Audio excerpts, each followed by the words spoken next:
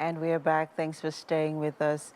We all know that the nutrition Wednesdays are nutrition. Well, we have a nutrition segment on the shows every Wednesdays, and since the beginning of this month, we have been focusing on child nutrition and doing justice to that. You know, from week one even till now is Eziaha Bolaji Olojo. She is a health coach and nutritionist. You're welcome to the show. Thank you, It's good to be with you today. Yes, this is actually our first time together since we Yes. started this, Yes. session on child nutrition. It's so good to have you here. So today we're talking about getting your kids from sickness care to sickness free using nutrition. Yes. So first off, kindly, explain on sickness care. Talk to us about that. So, sickness care basically is when a child turns up with some kind of sickness, some kind of symptom, and then we deal with the situation alone.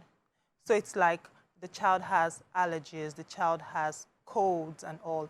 You're managing the sickness, you're caring for the sickness. You're not exactly eliminating it. Because even though sickness is common, a lot of people are sick or turn up sick from time to time, but it's still not normal. So a lot of what we do with drugs is sickness care. Oh, so you're more like babysitting the sickness. We should just say sickness babysitting. You're just doing that. Okay. But we can literally move from sickness care to living sickness free. I mean, before we started this conversation, today we talked about, we narrowed in on, child nutrition. And, I talked about my kids and how I incorporate, ensure that they eat every class of food, like all the classes of foods are incorporated into their diet. And then we're talking about fruits and how kids are, you literally have to massage and pamper them, and you placate them, to get them to eat their fruits and their vegetables. And coming from another parent or from another mother to another, I would say that one of the biggest challenges has been, creating a timetable, a food timetable that sort of addresses all of this, classes of food into their diet. So let's talk about that quickly before we get into, raising a sickness-free generation. Okay, so I love what we were talking about backstage because for you, it's not an option. You have to have it, except you're deathly allergic, meaning you eat it and then something really bad happens. Right. Children are neophobic a lot of times. What's neophobic? When it comes to food. So because it's new, they're afraid of it. Ah. Neophobic. Okay. Let me tell you how we fight that consistency. Okay. A lot of times we try it once, they give us my son, then he'll stuff his mouth, and you're like, eat, and he just projectile vomits everything over you. Most moms will stop there, but not us. We're not stopping. You eat it, introducing yeah. it, keep bringing it to the table until they get used to it. Let me tell you what is happening in the gut. So there's a gut-brain connection. Okay. Every time that we eat, we're not just feeding our bodies, we're literally feeding the bacteria in our body, which is the good bacteria. Yes. So there's good bacteria, and there's bad bacteria. True. The deal is to have 80% at least of the good bacteria.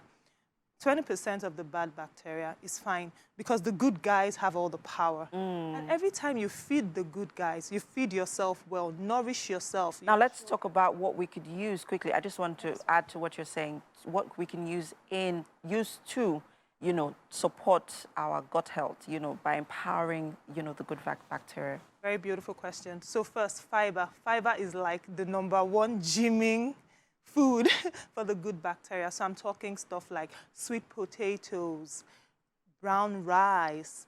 And brown rice? Yes, all brown rice is amazing. That's expensive. Yam. Yam. And of course, fruits and vegetables. Fantastic. When the children get that into their bodies, the good bacteria are jumping. Like, it's a party. Great. And every time we have the junk, white flour, and everything made from white flour, processed foods, guess what we're doing? We're empowering I have left that group chat. We have the group chat. We're empowering the bad bacteria.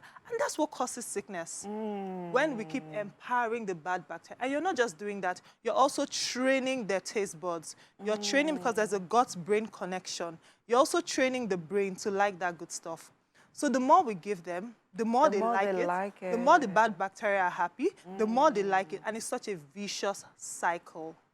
But the more we feed them with fiber, vegetables, fruits, we're empowering the good guys. We're passing a message to the brain like, this is good stuff. And the more you pass the message, the more they want it, the more they crave it. And then they have such a body system, such an ecosystem within that can help them to be sickness-free. Oh, I love that analogy. Now let's go into the nitty-gritty, which is the food timetable that we talked about earlier on, because like I said, it's a big challenge for a lot of mothers, right? Also having that support system to follow through with the food timetable, that's another thing, right? But now let's create a plan, like a food timetable plan. So for example, today, what would you advise I give my kids for breakfast? Because I mean, hey, I have kids. Even though I already told their Kini today that they will have pancakes this morning, which you have said is not good for their gut health. So no. I have to Depends on the flour. Okay. Because pancakes are great. We're using the right kind of flour. Okay. So once we flip the white flour for healthier flour, oats flour, banbara, any flour that is healthier, we can just go through that. Okay. Pancakes are perfect for breakfast. So your gut health, the bacteria is like, yes. Yeah. So far, it's not white flour. So yes, pancakes are great. Oats. Oh, oats. Yeah, they always have their oats. Oats are great for breakfast. Okay. Eggs, and so imagine your child likes like a certain kind of fruit or mixture of fruits. Do a smoothie, give them with boiled eggs. The gut health is like, yes, you're feeding me well. So those are great breakfast options for our children. And then for lunch? For lunch, this is where you want to get into the grains. So you can think grains or good carbohydrates. That's where fiber is. So you want to think rice, but brown rice. You want to think in terms of potatoes and stew with veggies. You want to think like yam porridge and all of that with fish, veggies, and you are really, really good. Thank you so much, Eziaha. You have just, simplified everything and, made it so easier. So now we are going for oatmeal pancakes and bambara nut pancakes for eggs, right? But thank you so much for doing this. Such a buzz that you're wrapping this up this month, but hey, we'll do it another time. I'm happy to. All right. And that's it on the segment for now. Ife Mac Rock is coming up next. You need to stay tuned for this one. We'll be right back.